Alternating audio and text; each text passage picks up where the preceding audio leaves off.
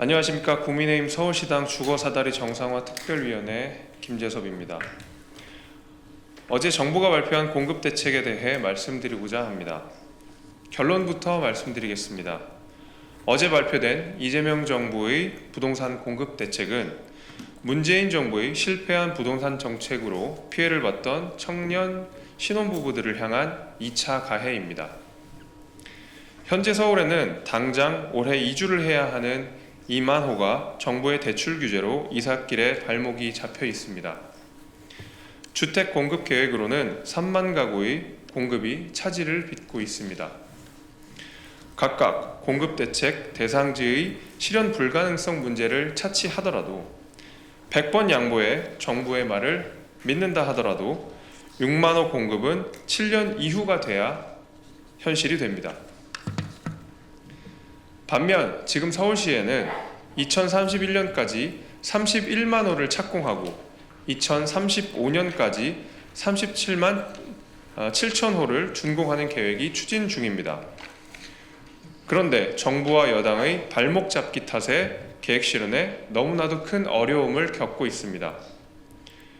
진정으로 정부가 공급을 통한 주택가격 안정, 시민들의 주거 안정을 이루려면 신기루 같은 6만 호보다 재개발, 재건축을 통한 37만 호 공급에 힘을 실어주는 것이 옳습니다.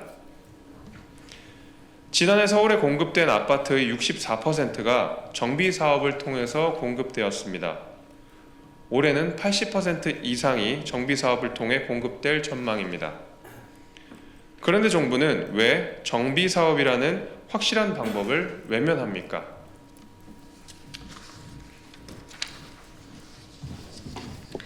용산국제업무지구는 분양가 상한제를 적용한다고 합니다. 그러나 용산은 분양가가 20억이 넘는 초고가 지역입니다. 이는 청년과 신혼부부, 무주택 서민에게 그림의 떡을 흔들며 희롱하는 것과 다름없습니다. 더구나 이곳은 향후 서울과 우리나라를 먹여 살릴 대표적인 업무 중심 지역이 될 곳입니다. 집이 아니라 양질의 일자리를 대거 만들어야 하는 곳입니다. 과천 경마장은 이전할 곳도 결정하지 않았습니다. 이전 시기도 불확실합니다. 태릉 CC는 유네스코 세계문화유산 보호 영향권에 포함되어 있습니다. 종묘 앞은 개발하면 안 된다고 하던 정부입니다. 그런데 태릉 CC는 왜 잣대가 다릅니까? 특히 태릉 CC 인근 노원, 도봉 지역은 서울의 대표적인 베드타운 지역입니다. 주거는 기존 주택의 재개발, 재건축을 통해 환경을 개선하는 데 집중하고 빈 땅에는 일자리를 만들어야 하는 곳입니다. 정부는 앞에서 이런 허황된 말로 시민을 희롱하면서 뒤로는 온갖 세금으로 국민의 고혈을 짜내고 있습니다.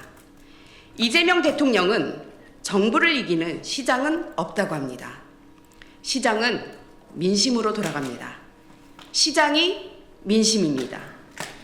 서울시의 실현 가능한 공급 확대 정책은 발목을 잡고 허황된 계획으로 혼란과 변죽만 울리는 부동산 정책, 당장 재고해야 합니다. 감사합니다.